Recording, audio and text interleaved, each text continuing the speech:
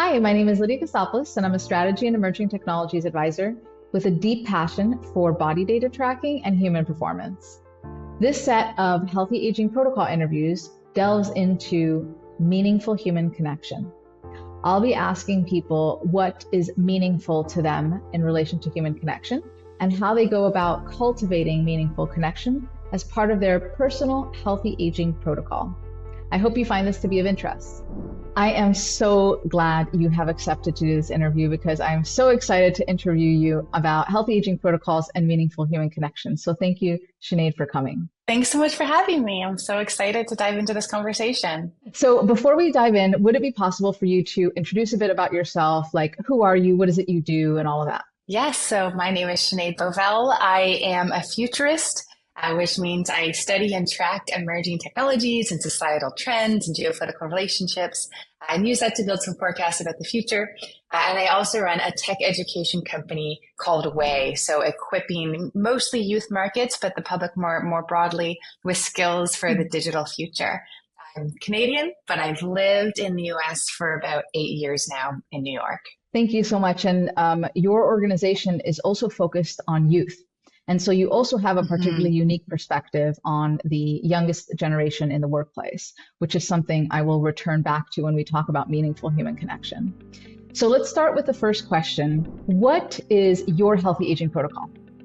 That's a great question. And I'd say healthy aging, health and healthy aging are kind of one and the same.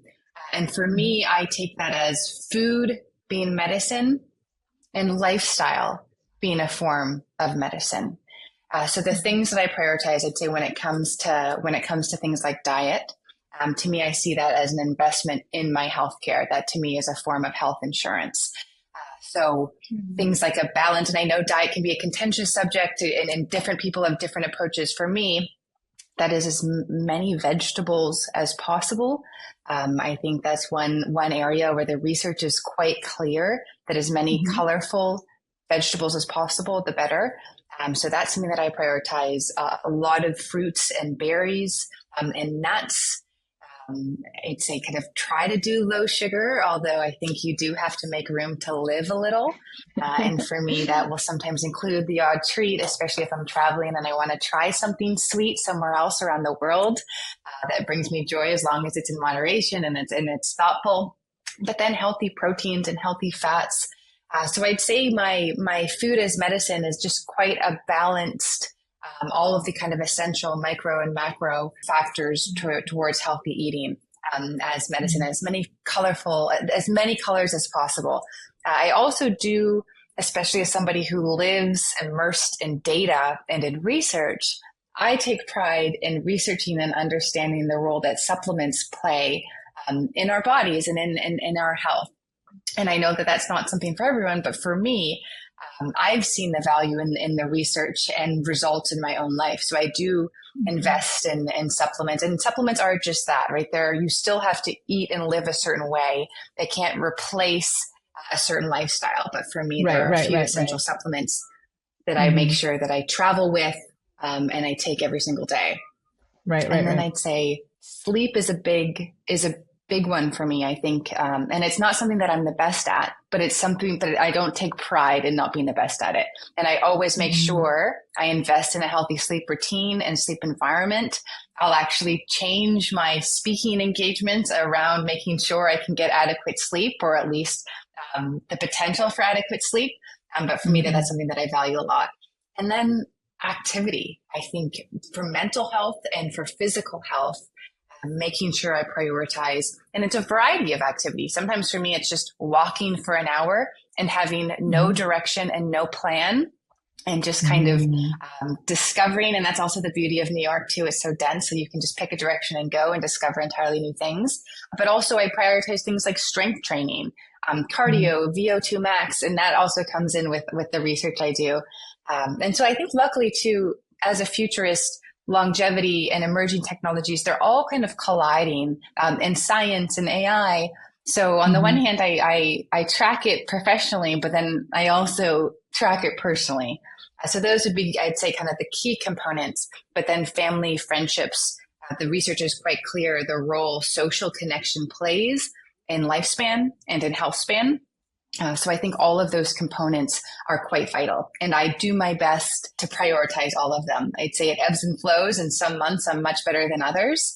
But overall, those would be the kind of core components of what I see as a lifestyle of health and a lifestyle of medicine. So you have the food, the sleep, the activity, and the social connection. And each one of them, you said, I prioritize, I prioritize. So it sounds to me like you have this melange of what is healthy aging, and you are prioritizing all of them as much as you can. Like you keep them in the forefront of your mind, basically, even if you can't do them all Yes. all the time, Yeah. but you never forget about them. Yes. So yes, you can't do everything all at once all the time. But for example, I just got off the back of a really intense travel, 5 weeks going all across the world for work. I strategically made sure that the calendar, once I landed, allowed me to be on the same continent in the same place for at least 3 weeks so I could prioritize friendship and family and seeing people. So it's actively a part of how I structure my calendar. So I know I'm going to be away. That means more digital social connection. As soon as I come home, I'm grounded and I'm meeting people and catching up on those relationships in person. So it is really a part of how I live. And in terms of even food, I will make the effort to cook before I fly so I can pack the types of food that I like to eat as I'm flying. Because once you're on the plane, kind of all bets are off. But I do go that extra mile and that extra step, and it is inconvenient. And it does sometimes mean I have to get up a half an hour earlier. But I think it's a small price to pay for a busy lifestyle because your health doesn't wait. And if you don't pencil it in, it's not going to pencil itself in. You're right. Health does not wait. That's such a powerful statement right there. And I love how you are very deliberate about creating the time, because if it's not created, it just won't happen. So you're intentional about when you get back those social connections. And so let's move into the meaningful human connection aspect here. What is meaningful human connection to you? What does that mean? It's such a great question. And I know we've briefly discussed it, and it's one that I've been kind of circulating around, because I'd say meaningful connection are connections that I feel safe enough to express the highs and lows of life. Connections that allow me to grow. I think often the people we have in our lives can sometimes mirror how we feel internally. So connections that allow me to grow. But I think meaningful connection also means, in my world, making space for new types of connections, new types of people, and expanding how I engage and show up in the world. So I think it's kind of it's a trifecta of a few different types of relationships and forms of connection. And sometimes that means digitally, but a lot of the times for me, I think in person also plays a really big role, especially in a world where I work for myself. So I do spend a lot of time alone. But I'd also say people play different roles in your life.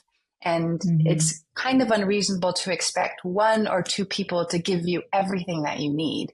And that's why for me, meaningful connection has to look at the entire ecosystem, the new relationships and people that may challenge you intellectually and expand how you see something, to the relationships that you've nurtured for a decade or decades that give you that sense of historical security and help you feel a little bit tethered in a world where things feel like they're constantly moving.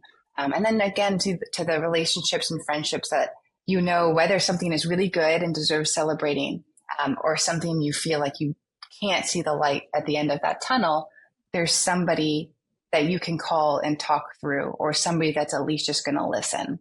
And then people to just have fun with as well. So I think it's an ecosystem of meaningful connection. I've been having this conversation with many people, and I feel like yours is the most diverse, and it has many different elements to it where it's just like, it's not, I love how you said it's not just one person or two people, but that you are cognizant of the fact that you need multiple things, and actually it's healthier to have multiple things going on. It's also that you acknowledge to be able to articulate all these different kinds of relationships, it means that you have been able to acknowledge the joys that so many different types have brought you. So you're aware of that deep level of awareness is what I find fascinating. So you've described around like I don't know, five-ish relationships or types or things that bring you meaning in a relationship. So how do you go about nurturing and building these relationships? How do you go about that? Yeah, so when it comes to family and kind of historical relationships, that's something that I nurture and make time for. I would say every single day, and then making sure, because I do travel a lot, that I go home and I block off my calendar and I have uninterrupted, and that also means I'm not reachable in terms of notifications and by supercomputers, to really spend that quality time with friends, family, especially when it comes to nieces and nephews. When it comes to meaningful new connections, and people that I want to learn from, that actually just requires being open to those connections and those relationships. It requires inserting yourself in new places, and a bit of courage. It can be so easy to just get comfortable in the lifestyle.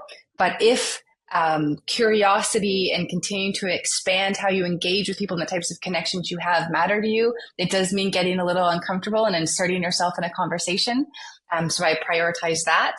And then just making time for friends and to do things that some can involve work and can be based on that, but not always.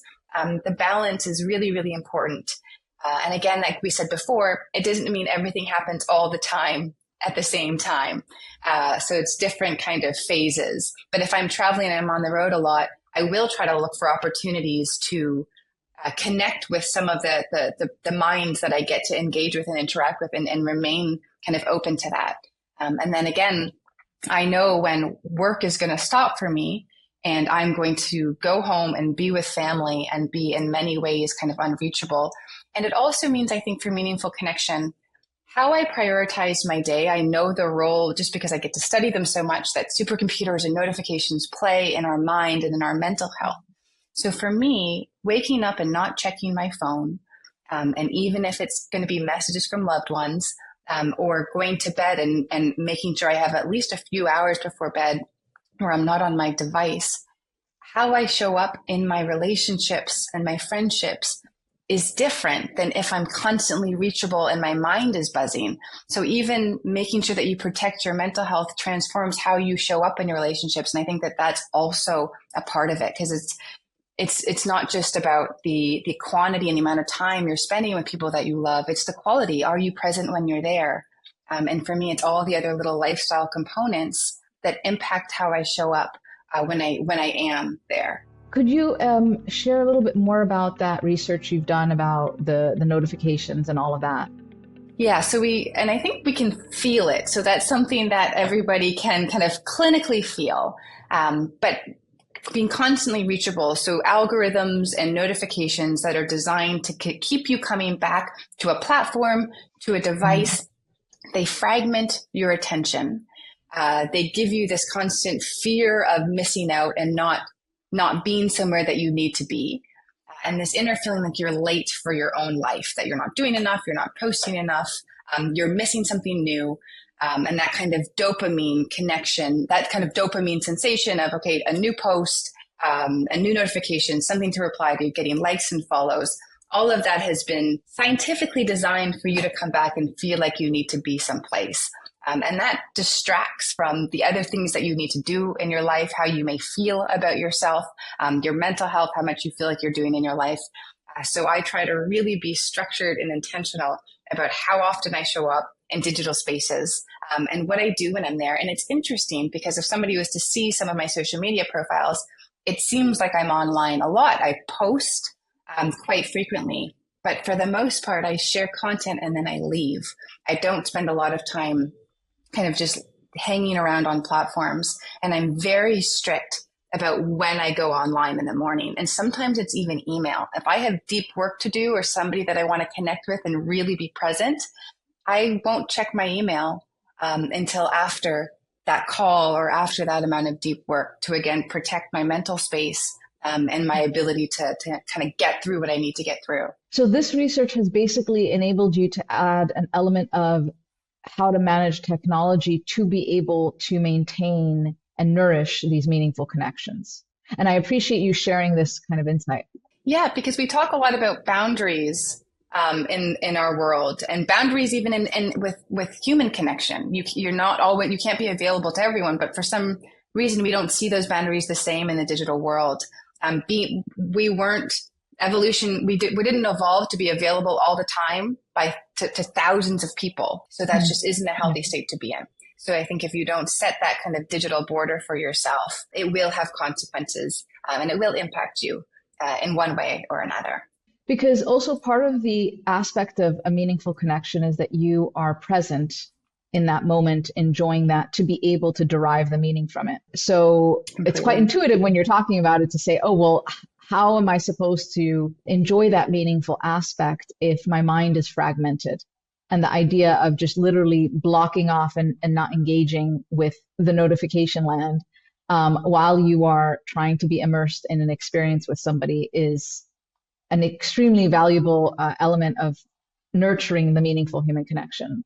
Mm-hmm. And being able to kind of sit in a conversation for a long period of time and not feel like your mind needs to see and do and check something else. And I think there's a bit of a retraining of the brain that we're going to need to go through as a society, because we're so now wired to be constantly checking something and getting a new hit of dopamine. So yes, retraining your brain so you can just sit in a conversation with someone for 30 minutes and have no desire to check that supercomputer in your pocket. What you're saying makes a lot of sense. I find it fascinating because I too work in tech, and I have been having this particular conversation with several people, but it's the first time that we're talking about this kind of like obvious big elephant in the room, that this is a key component of meaningful human connection, being able to have healthy boundaries with the tech so that you can be with people, and also understanding, like you said, you can't be available to thousands of people. And so then it's also about understanding that and saying, I cannot be available to all these people. So who am I going to be available to? Mm-hmm. And that's an element in also deriving, I guess, who your meaningful connections are going to be to give that time, I guess. What would you say? Yeah, exactly. I think, you can't be available to 1,000 people all the time, all day. Maybe you are a creator and you do things like you go on live, and but that's not a realistic thing that you can keep up all day, every day. So I think, setting boundaries in your physical world and your digital world, deciding who nourishes you and gives you energy in the physical world that you want to make a little bit more time for. All of these are kind of intentional choices that I think we just have to think about and make, but we don't often spend the time doing that. So since you're a futurist, what is the future of meaningful human connection? Ooh, this is a very interesting one. I would say, especially as a futurist, nobody can predict the future. Definitely not a futurist. But there's kind of two things that are happening. On the one hand, we're seeing the rise of artificial intimacy and algorithms and AI systems that can kind of mimic human emotion and human support systems. And I think that there is a line that we're going to have to draw, and we're going to have to decide as a society, how emotionally involved do we want these systems to be in our world? And I'm not even talking about in terms of falling in love with these systems. I mean, even any form of kind of emotional vulnerability or emotional need. I do think AI systems will be able to play a meaningful role in emotionally supporting us, whether that's getting us to the help we need, whether that's helping us manage stress, all of these things that are really important for mental health. And I think AI is going to play a vital role there, even in medicine in itself. But what are the lines we want to draw, and perhaps not become emotionally dependent on a system to the point where we prefer it over human connection? That is something that we have to be intentional about. I don't think it should be something that is decided in the App Store. It should probably be decided among psychologists, psychiatrists, people that medically evaluate the role that connection plays and the consequences of when we don't have those types of connections. So I think technology on the one hand is going to play more of a role in our lives, but I think what we've learned from the social media era is that a digital connection it can be necessary, but it's not sufficient always. And so making time to physically engage with one another and be physically present is quite vital. And so that is something that we need to make sure we're designing into the future, because tech will always be the path of convenience, and the path of efficiency, the path of optimization. But when it comes to humans and what we need, that it doesn't always align with technology. So I hope in the future that we're building, we recognize the role and the time and the space that we need to engage with one another. And the interesting thing is, if you look at markets right now, capital markets, they're already starting to show the consequences and the result of people needing connection and it needing to be meaningful and not getting it. For many dating apps, the stocks are quite plummeting, and they're not getting the engagement, and they're not keeping, or their usage rates aren't as higher. And I think it's because it gets to a point where algorithms and digital connection, it isn't enough. If you gamify everything, we feel that and it starts not working for us. So I think, if anything, those are early signals as to how things might be redesigned in the future, and one in which it actually incorporates what humans need, outside of just optimization, gamification, and this kind of engagement world that has been designed for us. I totally agree. I have also noted the stocks plummet from the dating apps. And I do think that you're right. This is a signal, a trend, however anybody wants to call it. But I agree that we're probably going to see more of this in the future as more AI kind of companions come about. And then we realize perhaps we're going to be able to notice better what meaningful human connection was to us individually, because each person, again, meaningful to them is a bit different, but it's still meaningful human connection. And I think we're going to start to appreciate something we've never thought of, which is the fact that human relationships are at will. And that is something beautiful about that people opt into you. And AIs will never have that, agency, autonomy, or anything like that. And that while that might be maybe a struggle to have that, 24/7 or whatever, it is actually part of the beauty of human relationships. So I appreciate you really taking the time and sharing that perspective. Thank you. Thank you so much for having me. And these are really important questions. I think especially as we live amongst this exponential age where everything is becoming a technology, even something like energy, to stop and ask, but are we still at the center of this?